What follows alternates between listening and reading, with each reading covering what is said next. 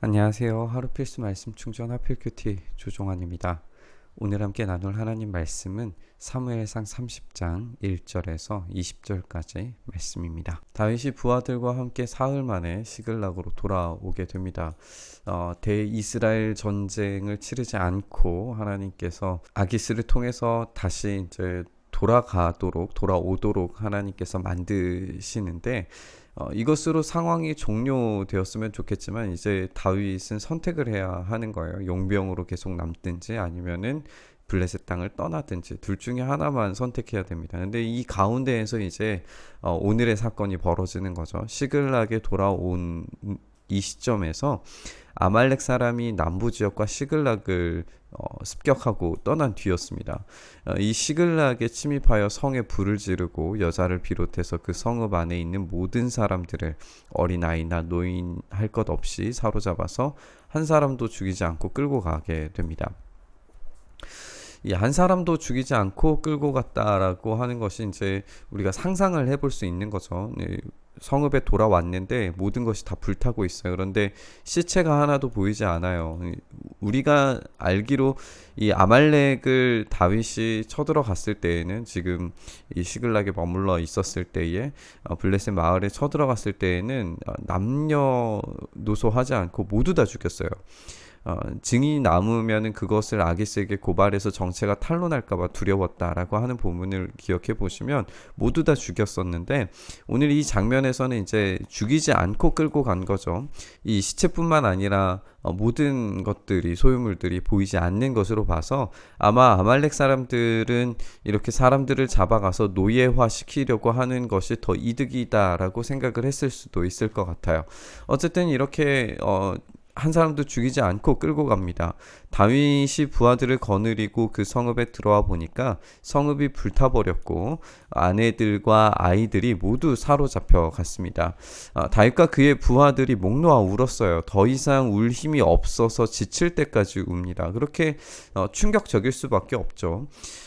이 지금 부하들은 사실상 이제 용병 체제로 블레셋 땅에 와 있는 것도 불만이었을 수도 있고, 그리고 지금 이 전쟁을 수행하러 간다고 하면서 남자들을 한 명도 남겨두지 않고 다 전쟁에 참여하도록 했기 때문에 그것에 대한 불만, 몇 명이라도 남겨두었다면 뭐 100명, 200명이라도 남겨두었다면 이 정도까지의 심각한 피해는 없지 않았을까라고 하는 어떤 그런 생각들도 있었을 수 있고, 어쨌든 이런 불만 섞인 마음들이 폭발을 하는 것 같아요. 다윗도 이제 이스라엘 아내 아히노암과 나발의 아내였던 갈멜 여인 아비가일도 사로잡혀 감으로써 모든 이제 식구들이 다 잡혀가게 된 겁니다. 군인들이 저마다 아들 딸들을 잃고 마음이 아파서 다윗을 돌로 치자고 말할 정도였으니 다윗이 큰 곤경에 빠졌다라고 이렇게 이야기를 합니다. 여기에 이 큰 곤경에 빠졌다라고 하는 것을 우리가 생각을 해봐야 할 것 같아요. 다윗은 불신앙적 행동으로 블레셋에 들어와 있는 거죠.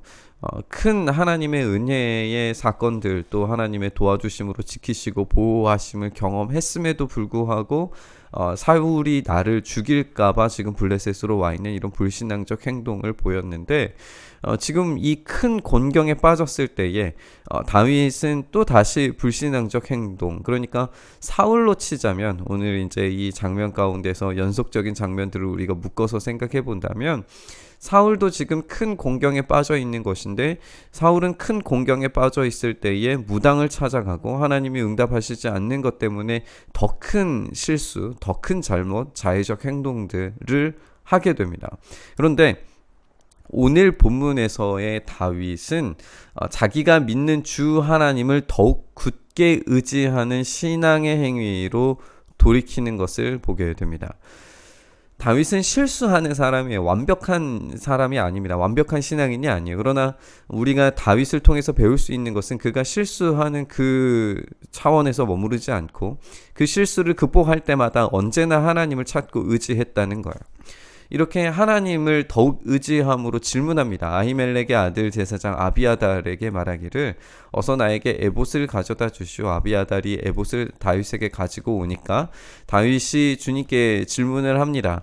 제가 이 강도들을 추격하면 따라잡을 수 있겠습니까? 주님께서 그에게 대답하십니다. 내가 틀림없이 따라잡고 또 틀림없이 되찾을 것이니 추격해라. 다윗은 데리고 있는 부하 600명을 거느리고 총출동을 하게 됩니다. 그들이 부솔 시내에 이르렀을 때에 낙오자들이 생겨서 그 자리에 머물러요. 우리가 생각을 해보면 지금 전투를 하기 위해서 사흘 만에 돌아온 거잖아요. 완전히 지쳐 있는 상태였을 텐데 지금 자기 식구들이 없어서 또 자기의 재물들이 사라져서 완전히 진이 빠질 때까지 울고 난 다음에 다시 출동을 한 거란 말이에요. 얼마나 피로감이 그게 달았겠어요. 그렇기 때문에 낙오자들이 생길 수밖에 없었어요. 부솔 시내를 건너가지 못할 만큼 지친 사람 200명은 그 자리에 남겨두고 400명만을 거느리고 계속해서 추격을 합니다. 이 400명도 아마 완전히 이제 진이 빠져있는 그런 상태였을 거예요. 군인들이 들녘에서 한 이집트 사람을 발견해서 다윗에게로 데리고 오게 됩니다. 그들은 그에게 빵을 주어서 먹게 하고 물도 주어서 마시게 합니다. 이제 이 장면을 우리가 좀 생각을 해봐야 할 필요가 있어요. 다윗은 지금 위기의 상황입니다. 위기의 상황에서 신앙을 선택을 했어요. 믿음으로 하나님을 굳게 의지하면서 질문했고 답을 얻었습니다. 그러면 이 신앙의 질문과 답변을 얻은 다윗이 그 다음 행동을 하러 이제 이 넓은 광야 지역으로 나갔을 때에 이 지쳐있는 이집트 사람 한 명에게 집중해야 될까요? 안 해야 될까요? 저 같으면 이 장면에서 그냥 지나치기가 쉬웠을 것 같은데 굉장히 극진한 환대를 베풀어 줍니다. 빵을 주어서 먹게 하고 물도 주어서 먹게 합니다. 그리고 무화과 뭉치 1개와 건포도 뭉치 2개를 주면서 밤낮 사흘 동안 빵도 먹지 못하고 물도 마시지 못한 이 사람을 아주 극진히 환대하는 걸 보게 됩니다. 이렇게 믿음의 행위로 돌이키고 환대를 하는 이 장면, 여기에 이제 이 갑자기 발견되어진 이 이집트 사람을 하나님의 섭리라고 생각을 한다면 우리는 하나님께서 우리에게 무엇을 요구하시는지 정확하게 알 수 있게 되는 것 같아요. 하나님은 우리에게 말씀을 통하여서 듣게 하시고 순종하게 하십니다. 그리고 말씀을 통하여서 듣고 순종하는 그 사람에게 복을 베푸시는데 그 사이에 있는 게 있어요. 그건 뭐냐면 가난한 자들, 압제당하는 자들, 어려운 자들, 하나님의 형상을 닮은 사람들에게 어떤 태도로 대하는가를 하나님께서 지켜보시는 거죠. 그리고 이것을 통해서 하나님의 큰 그림을 완성해 가시는 것을 우리는 이 장면에서 볼 수가 있습니다.